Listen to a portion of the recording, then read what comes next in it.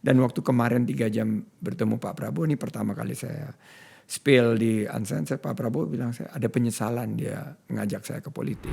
Mungkin pertanyaannya saya buat menjadi sedikit agak soft lah. Apa yang kira-kira Pak Sandi pikirkan kalau kemudian ternyata Pak Prabowo maju dan kemudian Pak Anies tetap maju? Ya saya membela Pak Prabowo.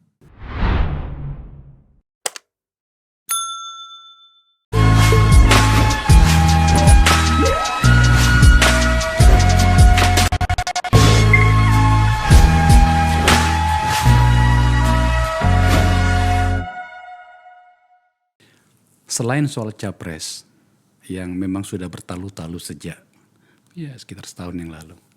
Tiba-tiba pada sekitar sebulan terakhir ini sebuah perdebatan, sebuah informasi, sebuah pembicaraan di ruang publik tiba-tiba mencuat. Dan itu menyangkut seorang tokoh hebat, muda, humble. Bapak Sandiaga Uno, sekarang di depan saya. Pak Menteri. Terima kasih Bang. Kedua kalinya ya? Ini kedua kali dan bangga banget karena 1,5 tahun yang lalu channel ini baru awal sekali dan tempatnya itu di depan, belum sekeren ini. Saya sampai kaget ngelihat, waduh, equipment yang sudah ada iklan lagi, sudah ada Om Irwan di sini. Selamat, congratulations. Dan ini bagian dari ekonomi kreatif Bang. Oh iya. Karena konten kreator. Betul. Jadi konten kreator ini sekarang data terakhir, karena ini bicara dengan data, bertanggung jawab terhadap 65% peningkatan omset dari produk. Oh ya. Kalau kontennya itu dirasa pas dan memiliki sisi kreativitas dan inovasi. Ini data terakhir nih. Jadi selamat, sudah ratusan ribu. Dulu di awalnya 100.000 aja belum. Belum. Sekarang udah. Saya sangat bangga dan ada tercipta sebuah penonton baru yang tampaknya bersedia untuk berpikir agak rumit karena katanya itu podcast saya itu agak rumit. Iya, kontennya berat dan rumit dan yang menarik karena semuanya berbasis data. Nah, itu dia. Dan waktu diundang ke sini hari ini, saya langsung bilang, oke, saya perlu mengecek keadaan terakhir dari seorang konten kreator yang tumbuh dan besar sekarang dari awal sampai ya luar biasa ya ini platform. Sukses buat Uncensored. Thank you Pak Menteri. Tapi hari ini kita nggak bicara tentang ekonomi kreatif ya. Kita kembali ke hitohnya Akbar Faisal Uncensored. Politik. Politik, siap. Anda diberitakan masuk ke P3, meninggalkan Gerindra dan dipersiapkan menjadi ketua umum P3, bahkan menjadi calon presiden dari P3 atau calon wakil presiden dari P3 dan seterusnya. Banyak sekali informasi. Yang benar yang mana Pak Menteri?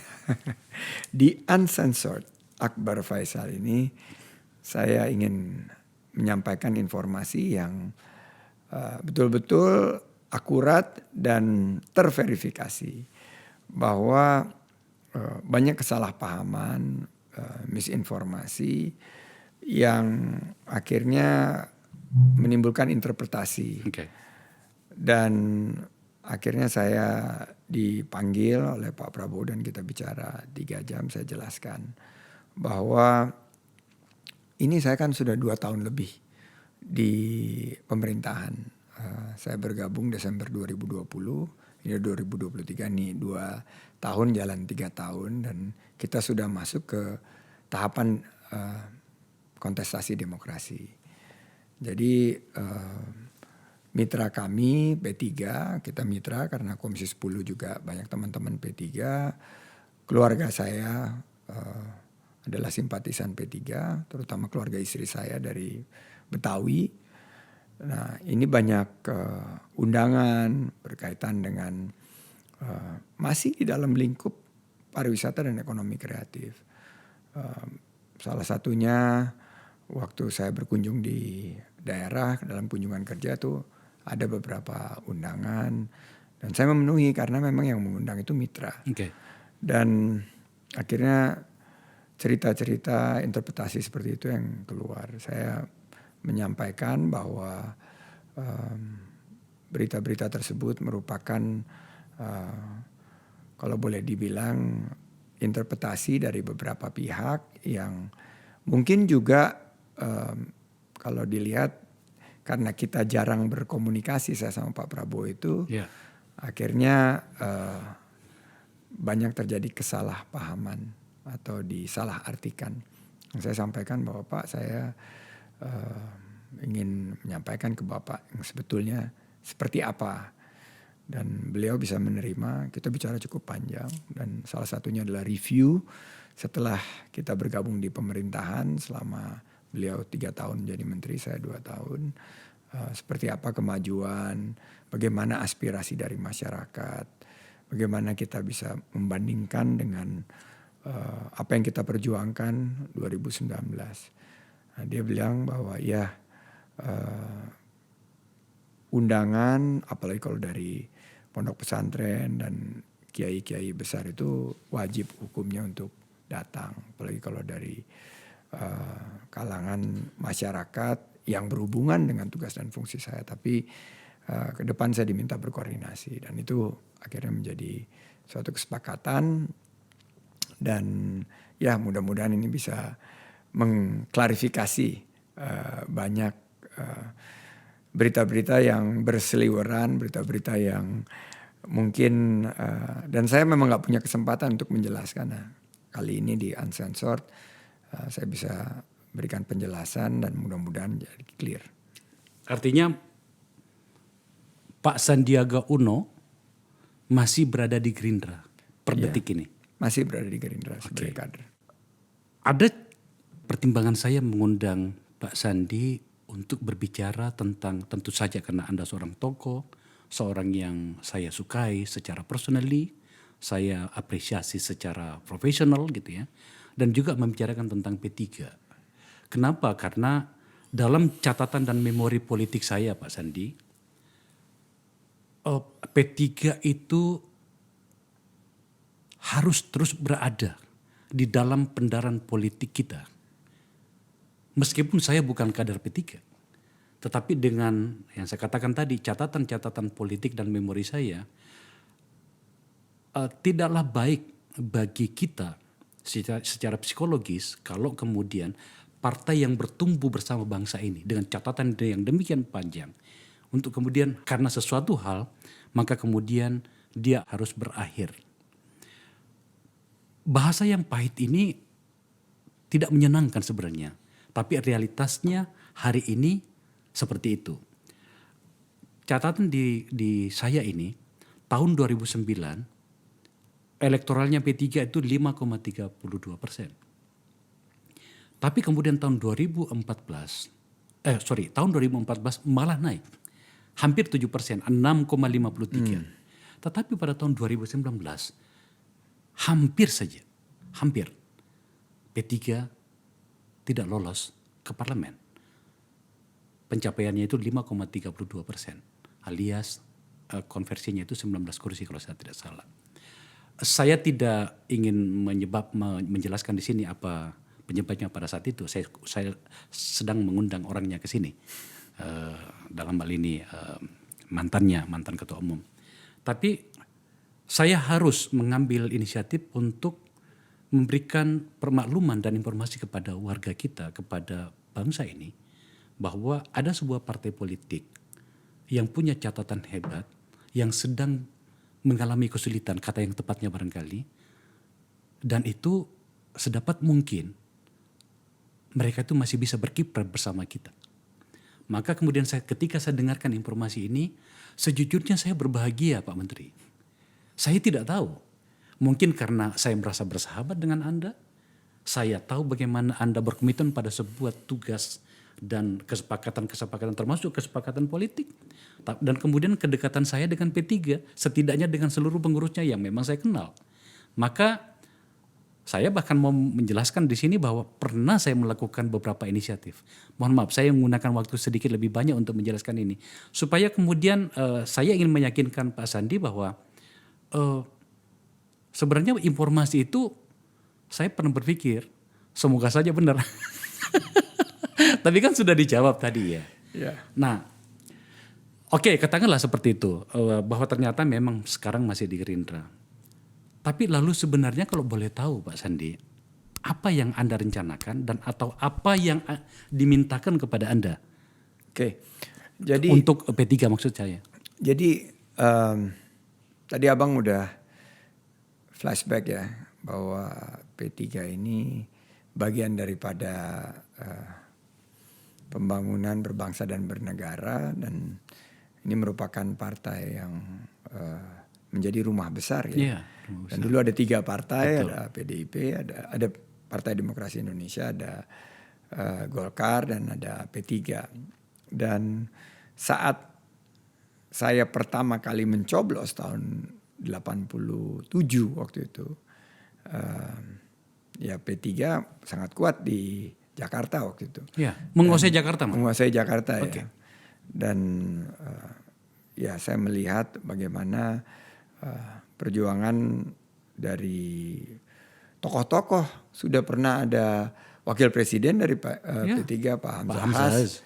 Ada tokoh karismatik Buya Ismail Hasan Materum. Ismail Hasan Materum, kemudian Bahtir Hamzah segala macam. Ya, yang luar biasa, dan menurut saya itu bagian daripada glorious masa lalu yang penuh dengan kejayaan.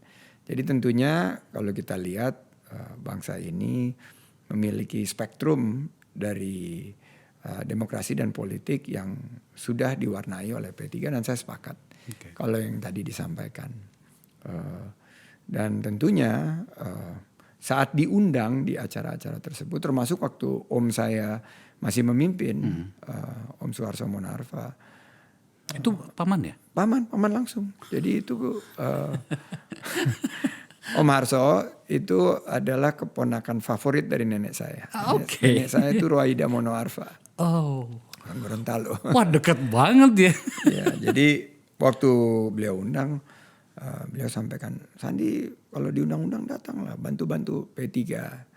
Dia bilang bahwa masalah berkaitan dengan satu demografi kan, karena demografinya muda, dan dia bilang kalau mengundang Menteri Pariwisata dan Ekonomi Kreatif ini lebih bisa mungkin mengajak dari segi demografi yang kalangan milenial, dan juga berbicara isu pariwisata dan ekonomi kreatif.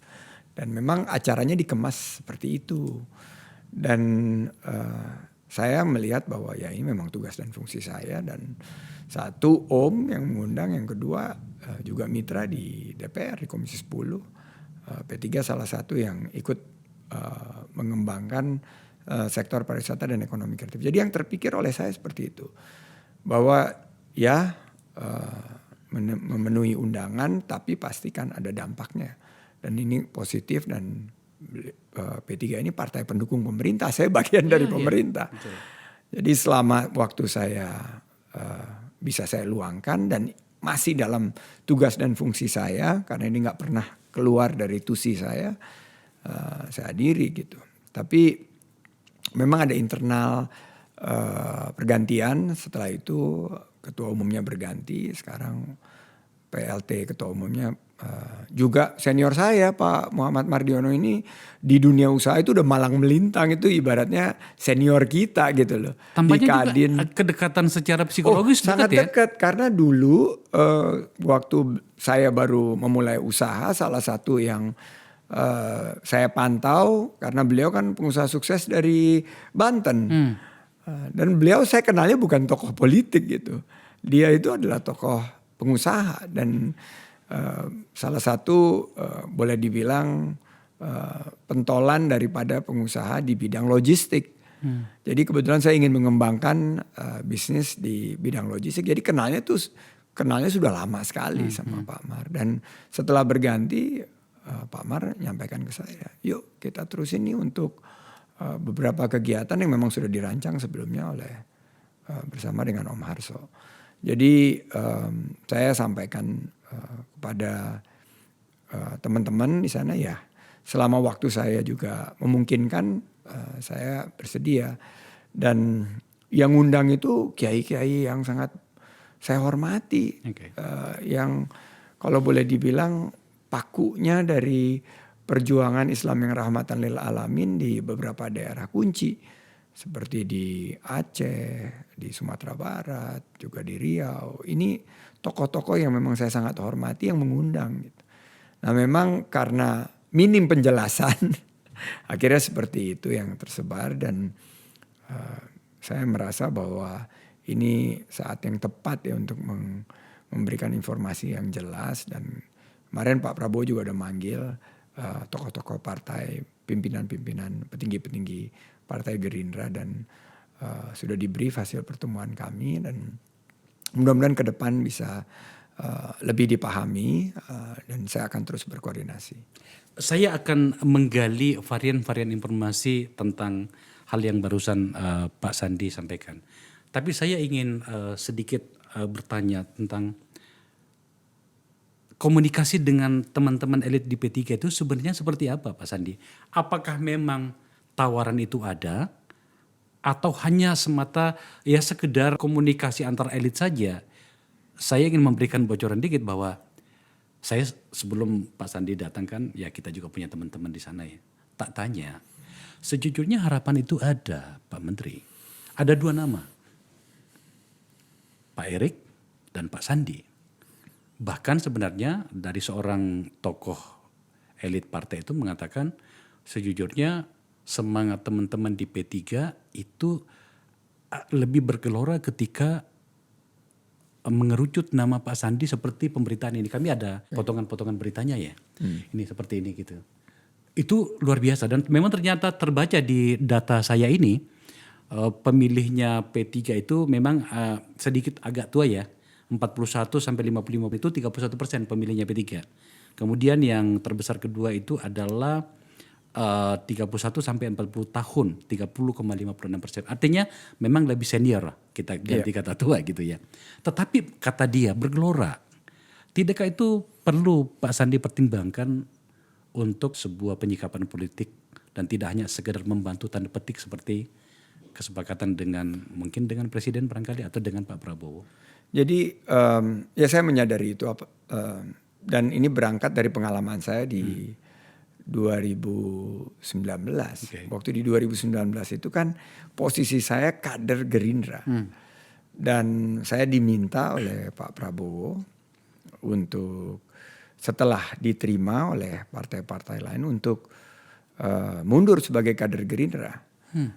Mundur sebagai fungsionaris di kepengurusan Partai Gerindra supaya bisa diterima oleh partai-partai lainnya. Jadi ini yang mungkin di memori institusional kita hilang. Saya tuh pernah mundur dari Gerindra untuk menyampaikan satu situasi konkret yang pernah saya hadapi agar formulanya dapat saat itu. Iya. Supaya apa itu pikiran orang kok Gerindra gitu ya. Iya, kan waktu itu Gerindra dan waktu itu saya murni berkampanye itu sama PAN dan PKS. Oh, oke. PAN, PKS, sekali sama Demokrat, tapi PAN, PKS sampai saya melihat sendiri gitu bagaimana giroh semangat dari di 2019 waktu memperjuangkan Prabowo Sandi gitu. Jadi saya pernah mengalami, jadi Gerindra berkampanye bersama Pak Prabowo, waktu itu saya berkampanye bersama PKS dan PAN dan waktu itu mereka hasilnya baik gitu loh. PKS dan PAN dan saya bersyukur gitu kita memiliki hubungan baik dan yang dikhawatirkan PKS, PAN dan Demokrat suaranya turun tidak terjadi gitu pada 2019 dan saya berkaca kepada pengalaman tersebut dan tentunya sekarang sudah terbuka saya bicara sama Pak Prabowo dan Pak Prabowo menyampaikan ya seandainya memang itu diundang dalam kapasitas sebagai seorang menteri pariwisata dan ekonomi kreatif yang ya kita tidak bisa menutup mata pasti ini ada isu elektoralnya gitu. Pasti. Dan tawaran yang tadi Bang Akbar sampaikan itu nggak pernah datang ke saya. Jadi nggak pernah ada pembicaraan oh ini akan begini. Hanya berkisar hanya sebagai bagian daripada mungkin pemicu kita sama-sama, saya lebih kalau boleh dibilang sangat junior dibanding Bang Akbar di politik. Tapi kan kita sudah lihat bahwa setiap kegiatan sekarang ini pasti memikirkan bagaimana elektoral di bulan Februari 2024. Jadi mengenai tawaran itu tidak pernah ada, pembicaraan itu juga tidak pernah ada. Sama Om Harso waktu itu apalagi, mana berani saya ngomong seperti itu. Om saya yang ketua umumnya, sekarang sudah ada Pak Mar, dan memang tidak ada arahan oleh pimpinan maupun pembicaraan yang mengarah ke sana. Iya, itu dia. Pada bagian lain dari persepsi yang dipahami oleh teman-teman di P3 yang tampaknya juga itu seperti itulah yang dipahami oleh banyak pihak di luar, bahwa setidaknya untuk partai-partai pendukung pemerintah itu sedikit ada catatan-catatan kecil dari istana lah kira-kira. Yeah. Siapa yang harus di sana dan seterusnya. Saya tidak terlalu yakin apakah ini cara yang benar dalam sebuah konteks demokrasi, tapi seperti itulah yang terjaga. Nah, dalam konteks itu Pak Sandi kan bukan orang yang, presiden itu connect dengan Pak Sandi gitu. Jadi kalau Pak Sandi masuk ke misalnya ke P3, meskipun tadi sudah dijawab seperti itu tampaknya istana tidak akan ada masalah. Atau bahkan barangkali Pak Sandi diminta membantu P3 malah ya. Gimana ceritanya? Seperti apa Pak Menteri? Ya, kalau Pak Presiden itu kan pimpinan saya kan pembantu presiden. Nah, pastilah beliau memantau, dan saya rutin melaporkan kepada Pak Presiden, bukan hanya dari lingkup tugas dan fungsi saya, tapi kan ini memasuki tahun politik. Dan setiap langkah saya ya pasti harus izin beliau lah. Harus izin beliau. Paling tidak beliau mengerti, tahu, dan ya paling senyum-senyum gitu kan. Bahwa Presiden Bang Akbar kan jauh lebih kenal dari Pak. Jadi saya ini kalau Bang Akbar kalau ketemu kan masih bisa gini-gini. Kalau saya begini kalau ketemu Pak Presiden. Namanya pembantu Pak Prabowo, saya itu kalau bertemu walaupun mantan rival itu ya kita tahulah menempatkan diri. Kita sangat hormat sama beliau. Etika ketimuran di depan kekuasaan. Iya, dan ya beliau dengan bahasa-bahasa tubuh yang dapat saya mengerti itu memberikan satu paling tidak bimbingan, arahan seperti apa di tahun politik ini. Karena kan partai pemerintah ini harus terasosiasi dengan tingkat kesuksesan dan approval rating pemerintah yang sangat tinggi. Iya, tentu saja. Ini kan approval ratingnya sangat tinggi. Ya. Tapi kalau partai-partai pemerintahnya justru malah menurun, kan ini ada suatu hal yang logikanya nggak nyambung, terdiskoneksi. Ya. Data yang saya lihat tadi malam di salah satu acara bahwa ini adalah approval rating yang lebih tinggi dari sebelum pandemi. Jadi kan bagi setiap pendukung pemerintah, partai-partai politik yang ada di dalam gerbong pemerintah ini ya tentunya harus mengambil manfaat dan harus mengambil advantage dari posisi ini. Jadi menurut saya sah-sah saja mereka mengundang menteri-menterinya yang ya mungkin saat ini saya yang diundang, besok-besok mungkin diundang menteri yang lain supaya bisa boleh dibilangnya apa ya, coattail effect ya. Coattail effect ya. Kalau nggak salah namanya apa ya, efek ekor jas gitu ya. Efek ekor jas, kesuksesan pemerintah yang berdampak kepada partai yang pendukung, dan itu yang menjadi. Dan kalau saya diundang partai yang lain, partai pemerintah, ya pasti saya akan buka peluang untuk menyampaikan inilah hasil kerja dari pemerintah sekarang. Ada analisis dari beberapa pihak dan tampaknya kok saya tertarik dengan analisis itu, bahwa jika saja misalnya Pak Prabowo dan dalam hal ini Gerindra itu melebarkan spektrum gerakan menghadapi 2024, maka itu bisa menjadi keuntungan bagi Gerindra dan mungkin Pak Prabowo sebagai seorang kandidat ya. Karena kita kan tahu. Sangat sepakat. Ya, logikanya begini, atau kira-kira begini skenarionya.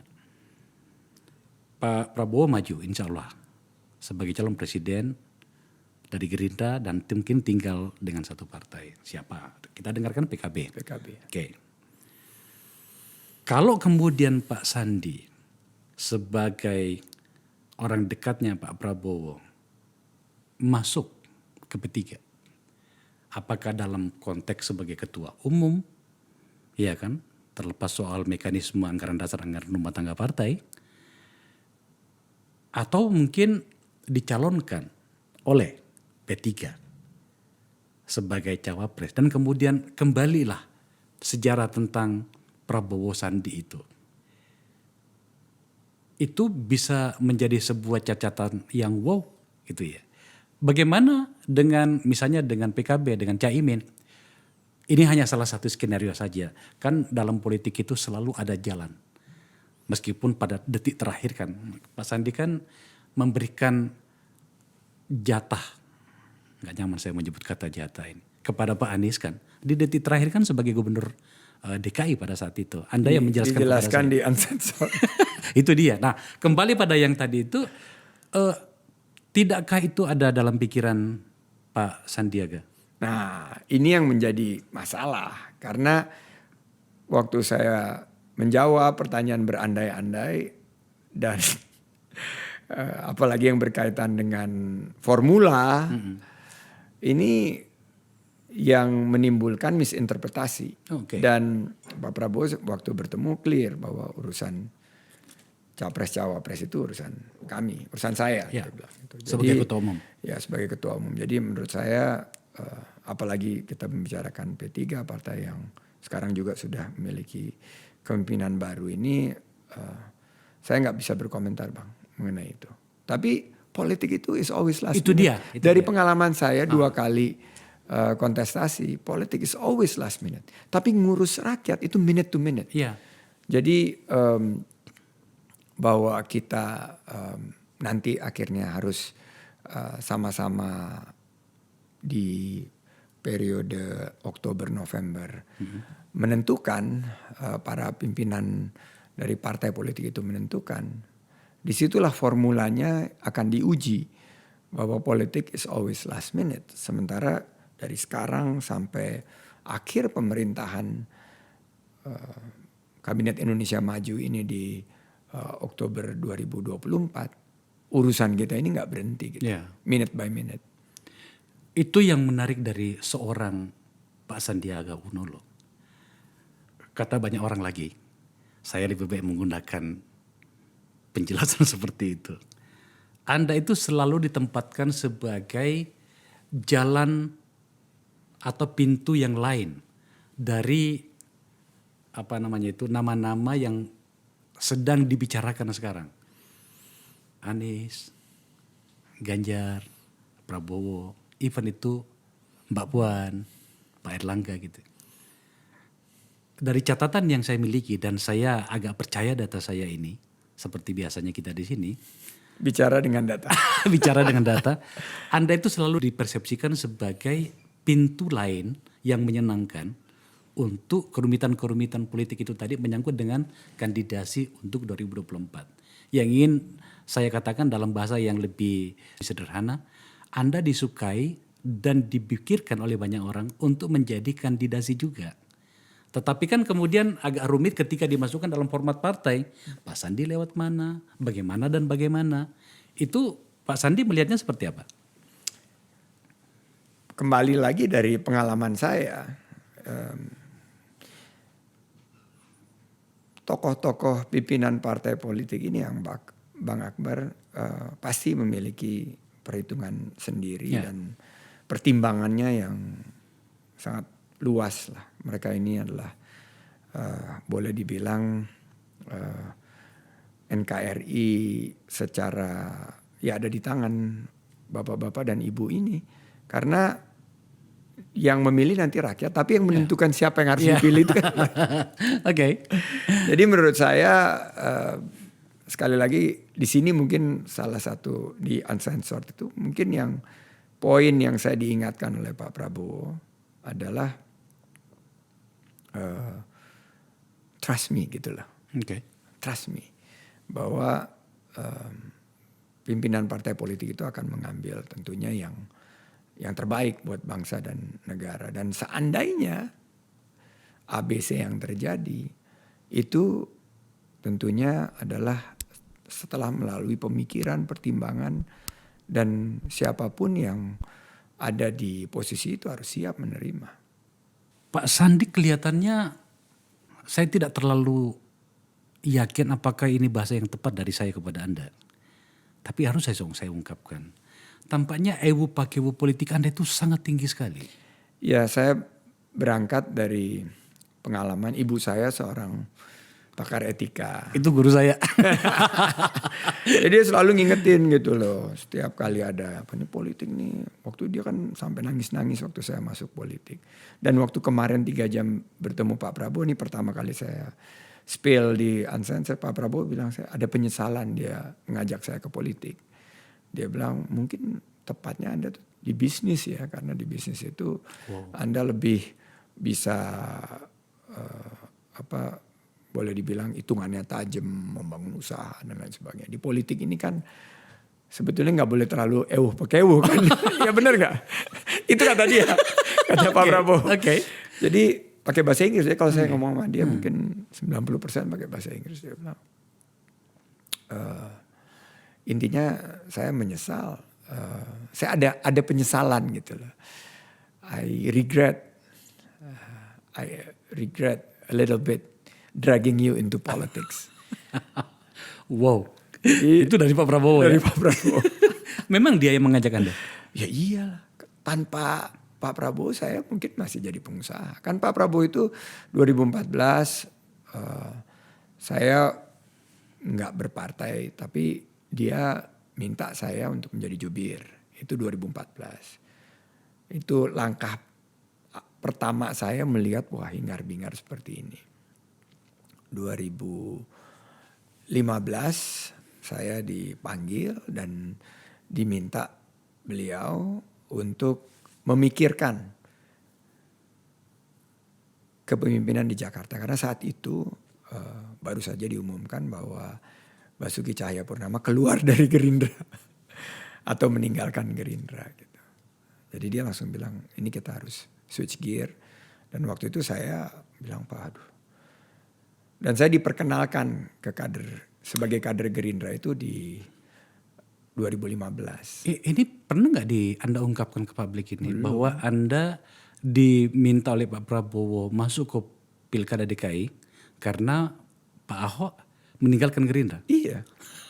Jadi dia waktu itu bilang wah kita ini kan bagian daripada Pak Jokowi sama Pak Basuki Cahayapurnama itu kan PDIP sama Gerindra kan. Yeah. Nah setelah Pak Jokowi naik ke atas, Pak Ahok jadi gubernur, terus gak lama meninggalkan Gerindra. Disitulah saya diingat banget saya dipanggil di Dharma Wangsa. Beliau menyampaikan, saya ingin Anda untuk memikirkan menjadi calon pemimpin di Jakarta. Dan waktu itu saya udah bilang, Pak, ampun Pak, amitabha Pak, nyerah saya. Saya bilang, tapi enggak, coba dulu. Dia yang selalu mengingatkan gitu. Dan akhirnya langsung perkenalkan sebagai kader partai saat ulang tahun Gerindra. Nggak lama setelah itu. Dan the rest is history. Saya mulai jalan. Kalau memang benar Bapak memberikan kesempatan, saya mulai pelajari. Gerindra itu mulai dengan 11 calon gubernur Bacagub. Mulai dari Pak Safri Samsudin sampai Sanusi, M. Taufik, ada Ridwan Kamil tadinya, terus mengerucut ke 9, ke 7, ke 5, terakhir 3 kan, terakhir 3 cagupnya Gerindra termasuk Pak Safri. Dan ya singkat cerita akhirnya bulan Juli 2016 saya diberikan rekomendasi untuk menjadi calon gubernur dari Gerindra, ditugaskan untuk membangun koalisi. Dan disitulah saya mulai belajar gitu, oh coalition building itu seperti ini gitu loh. Bahwa semuanya tuh gak benar, harus transaksional, harus ada kedekatan hati juga, harus ada kontak chemistry itu harus ada, harus nyaman. gimana, karena saya ditugaskan dan akhirnya singkat cerita lah koalisi PKS Gerindra itu yang difinalkan. Sampai last minute akhirnya kita memutuskan untuk mengajak Pak Anies di last minute itu. Dan itu keputusan Anda ya? Literally last minute itu 100% keputusan saya. 100% keputusan saya, dan itu ya tentunya kemarin sempat kita bicarakan di Uncensored. Saya pengen nulis buku tentang ini karena waktu saya cerita di Uncensored itu ternyata banyak yang bilang, wah saya baru tahu ini, saya baru tahu ini. Saya pikir mungkin untuk meluruskan cerita banyak, dan ini sudah lewat 5 tahun, sudah mau pilkada lagi tahun 2024, mungkin saatnya saya menulis pengalaman saya di periode itu, mulai dari awal sampai akhirnya bertugas di DKI selama kurang lebih 1 tahun. Saya tadi bertanya soal EWU pakai W itu karena begini, kata banyak orang, dan saya setuju, ketokohan seorang Pak Sandiaga Uno, sahabat saya itu, telah sampai pada level di mana Anda adalah penentu. Anda adalah decision maker. Anda adalah seorang ketua umum juga, kira-kira begitu dalam konteks ini. Maka kemudian banyak orang berpikir, ya Pak Sandi layak untuk menjadi ketua umum partai besar bernama P3 yang tampaknya hari ini membutuhkan bantuan dan sentuhan tangan profesional seorang Sandiaga Uno. Kenapa Anda tidak memikirkan itu? Bukan pada tempat saya. Menurut saya, dan ini mesti saya jawab secara black and white, bahwa P3 memiliki mekanisme sendiri. Oh, itu satu hal. Ya, dan ranah itu bukan ranah saya sama sekali. Jadi saya akan sangat kualat dan sangat melampaui batas jika berpikir ke arah sana juga. Itu menurut saya sudah merupakan suatu ya bukan pada tempatnya menurut saya. Dan saya ini karena di politik tentunya tadi EWU pakai EWU dan lain sebagainya, memang ini sifat dasar saya melihat bahwa ada sekat-sekat, ada batas-batas yang mestinya kita tahu bahwa itu kita nggak boleh sentuh. Itu murni mekanisme, dan tentunya akhirnya para elit politik nanti akan menentukan. Tentu saja saya menghormati penyikapan Pak Sandi soal ini. Tapi saya tetap saja ingin bertanya lagi. Apakah penyikapan ini adalah hitung-hitungan politik? Atau tadi soal EWU pakai EWU itu tadi? Karena saya kenal Anda, bro. Tapi saya lihat itu, saya hormat ya. Pada beberapa bagian yang dimana saatnya Anda bisa bersikap seorang politisi, meskipun Anda tadi mengatakan bahwa saya bukan politisi murni, tapi menurut saya tampaknya pada beberapa bagian Anda harus memikirkannya. Apakah pertimbangannya tadi soal menjadi ketua umum partai itu, apakah barangkali di P3 atau di tempat lain, itu murni karena pertimbangan realitas politik atau karena jiwa ketimuran Anda tentang EWU pakai EWU tadi? Kayaknya saya tuh nggak, DNA saya bukan di sana, Bang Akbar. DNA saya. Jadi satu, saya kalau urusan hitung-hitungan politik, saya kalau hitung-hitungan bisnis jago. Kalau suruh investasi, tapi hitung-hitungan politik, walaupun saya percaya sekali sama data dan saya selamat karena data. Saya ini student of data, dan semua langkah saya di guide oleh data. Tapi DNA saya itu nggak, ini menurut saya tingkatannya itu jauh di atas saya. Tingkatannya itu harus betul-betul pemimpin yang memiliki boleh dibilang tadi DNA yang berbeda dan memiliki kemampuan untuk mengambil keputusan-keputusan politik. Sementara saya melihat bahwa memang pengalaman saya di eksekutif sama seperti saya merasakan saya nggak akan mungkin seperti Bang Akbar di legislatif gitu. Nggak akan mungkin, saya nggak punya kemampuan untuk merangkai kata, dan saya memang kalau dilihat dari segi struktur, mekanik saya ini ya mekanik kerja, mekanik untuk berada di tengah masyarakat dan memberikan solusi. Jadi kalau ada masalah, kalau politik itu kan beda. Pasti mereka akan melihat dari beberapa angle yang biasanya ke politik. Kalau saya lihat suatu situasi, otomatis saya langsung cari solusi gitu. Situasi solusi. Nah ini yang banyak teman-teman sih, teman-teman dari politik. Jangan gitu, salah lu, salah. Oh gitu ya, salah. Banyak yang bisik-bisik gitu, teman-teman lama yang memang mereka lebih ahli di politik.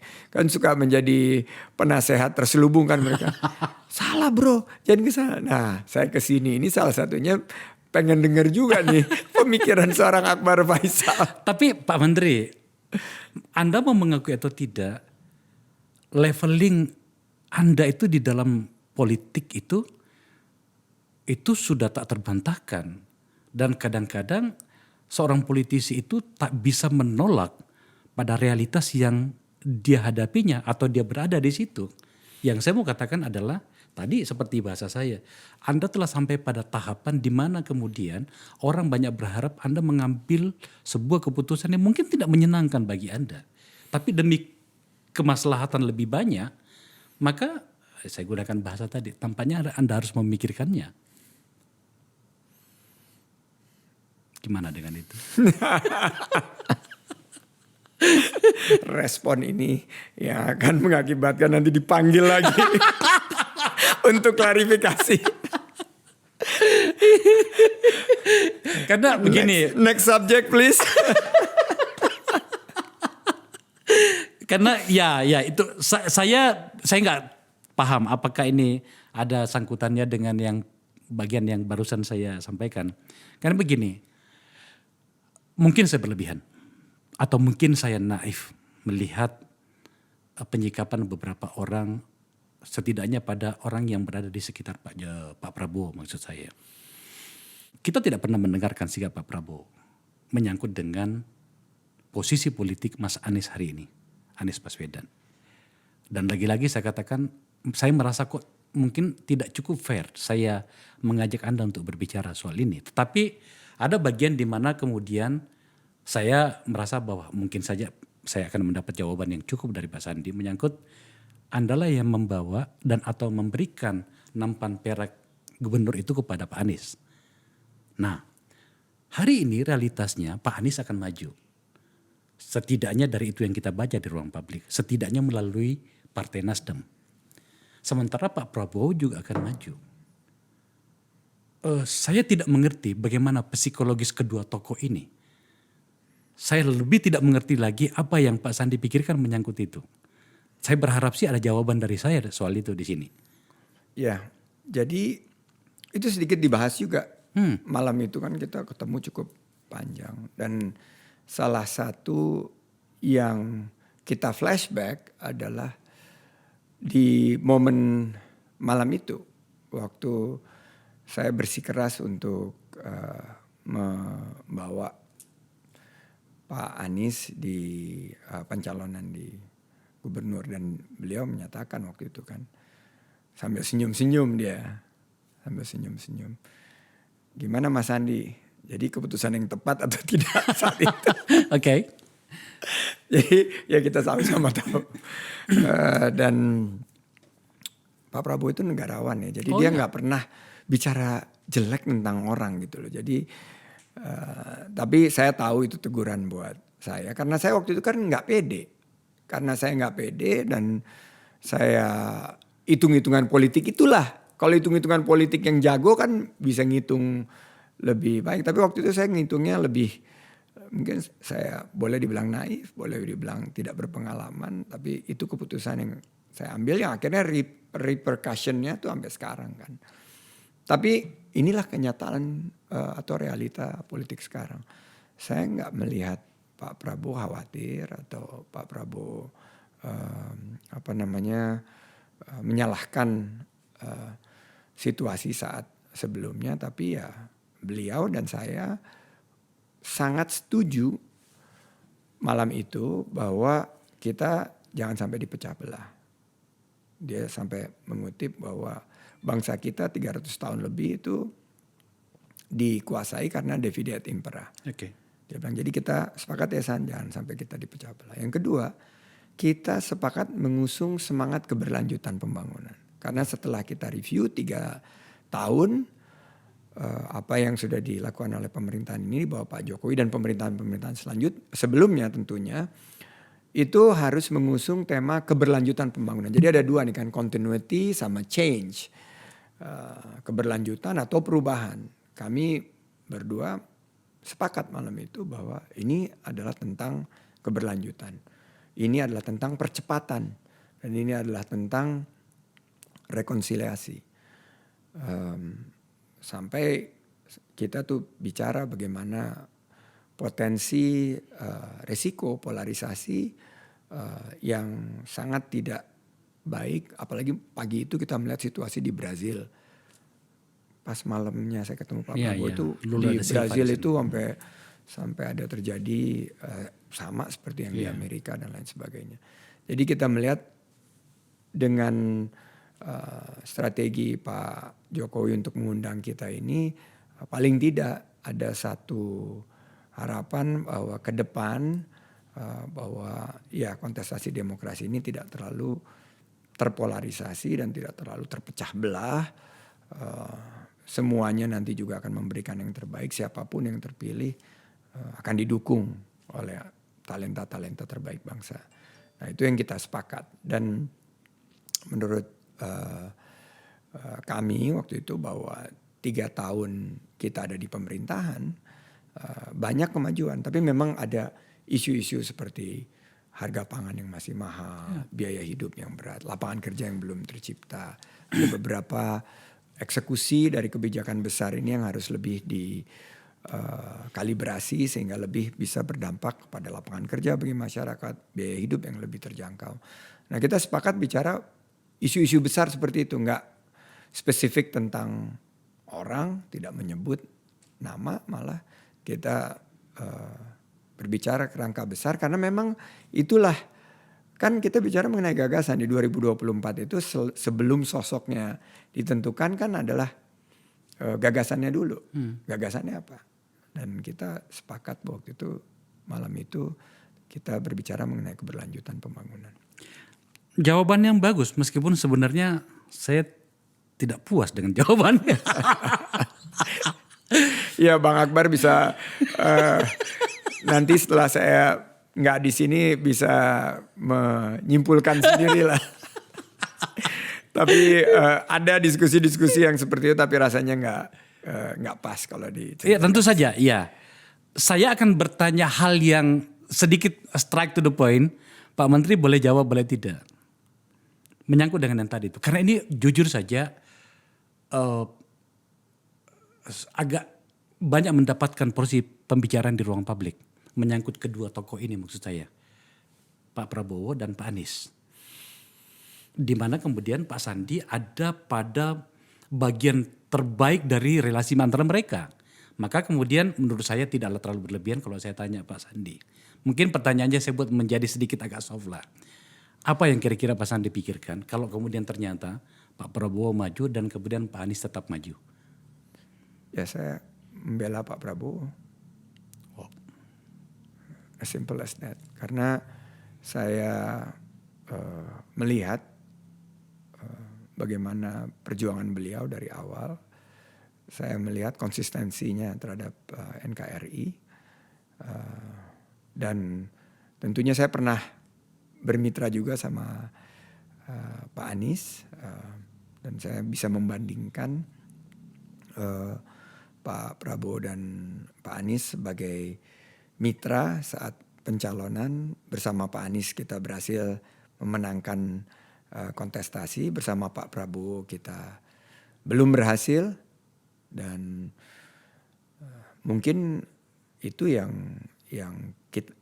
saya pikirkan gitu. Itu jawaban jujur saya. Dan saya nggak perlu mikir kalau itu. Okay. Itu sudah menjadi default ya. Begitu ditanya langsung jawab, karena memang saya yang mengenal sekali Pak Prabowo ini mungkin di antara politisi-politisi Indonesia the most misunderstood person. Dilemanya itu, jadi mungkin Pak Prabowo itu sebuah enigma. Karena kalau kita nggak kenal dan nggak dekat dia, kita banyak yang nggak mengerti sosok Pak Prabowo itu seperti apa. Tapi ya beliau yang saya kenal, kalau saya harus akhirnya memilih, misalnya head to head antara Pak Prabowo sama Pak Anies, mantan mitra saya, ya my heart is with Pak Prabowo. Saya tidak akan My brain mungkin sama yang lain, tapi my heart is sama Pak Prabowo. Saya tentu saya tidak akan bertanya apakah itu etik atau tidak, sebab itu tidak fair bagi Anda. Tetapi saya ingin bertanya bahwa ketika Anda pada detik terakhir tadi mengajak Pak Anies maju sebagai calon gubernur, porsi yang seharusnya adalah Anda di situ. Apakah waktu itu ada semacam perjanjian atau kesepakatan atau apapun namanya bahwa ini untuk gubernur, tetapi Anda harus tahu bahwa Pak Prabowo punya rencana besar menjadi calon presiden Republik Indonesia, dan kemudian ketika itu sudah sampai saat itu, Anda berdua, baik Pak Sandi maupun Pak Anies, harus memahami itu. Karena yang beredar di publik itu kan ada juga tuh potongan video. Bagaimana pengakuan Pak Anies mengatakan selama Pak Prabowo dia tidak akan pernah berpikir untuk jadi presiden karena dia tahu Pak Prabowo akan maju sebagai calon presiden. Terus kemudian ada mengatakan itu dalam konteks 5 tahun lalu dan seterusnya. Saya jujur saja sebenarnya agak bingung untuk membaca konteks itu. Tapi ketika Anda mengajaknya, apakah ada kesepakatan itu atau ada perjanjian itu baik tertulis maupun tidak tertulis? Tertulis, dan untuk episode itu saya mengusulkan Bang Akbar mengundang Fadlizon. Karena dia yang mendraft dan dia yang nulis tangan itu. Oh gitu? Ya, dan menurut saya Bang Akbar bisa mengundang dia. Karena dia yang pasti ingat lah, karena dia yang menulis. Yang kita tanda tangani bertiga. Saya akan undang Mas Fadlizon, sahabat saya, karena memang sudah janjian.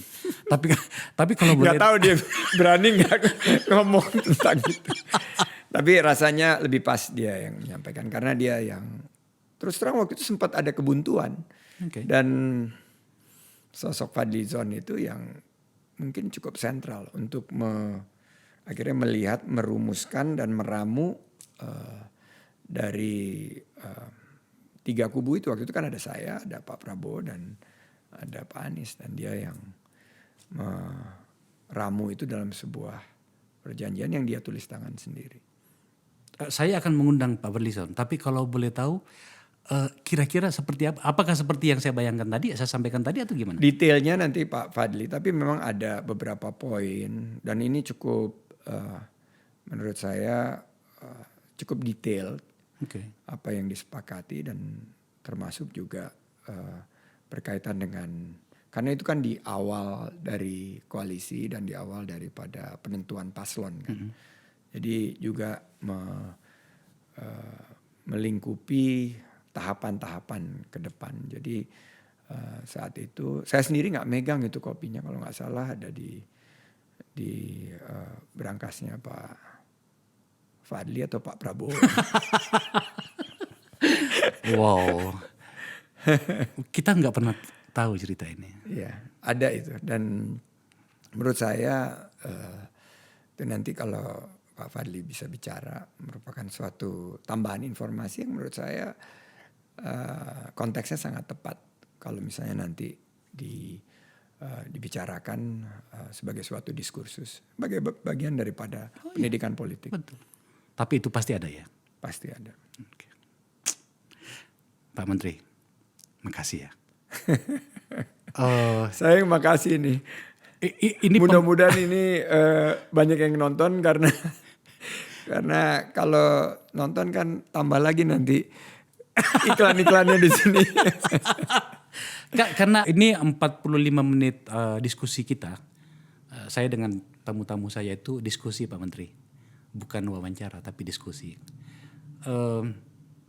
agak berat diskusi kita ya tampaknya ya. Lumayan berat dan sebetulnya waktunya kurang ya. Kurang sebenarnya gitu ya. Nanti kita datang lagi untuk membahas. Cuman saya takutnya kalau semakin lama semakin banyak pertanyaan saya yang dihindari. Itulah.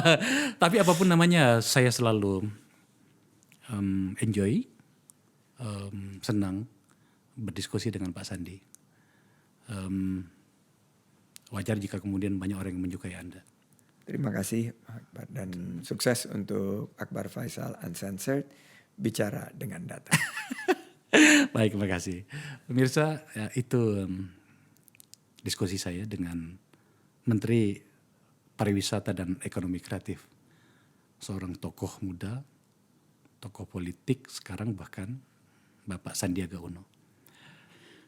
Dari diskusi ini ternyata sangat banyak informasi yang selama ini beredar di ruang publik bisa dijawab oleh beliau. Dan jawabannya tadi pada beberapa pertanyaan kunci sangat tegas. Anda bisa mendengarkannya sendiri, menyaksikannya sendiri. Kecuali pada bagian terakhir. Dan Saudara Fadlison, sahabat saya harus datang ke sini untuk menjelaskan itu. Semoga saja informasi-informasi dari diskusi seperti ini semakin menguatkan kita sebagai sebuah bangsa. Dan kemudian semakin memperbanyak catatan-catatan bagaimana bangsa ini bertumbuh. Terima kasih telah menyaksikan acara ini.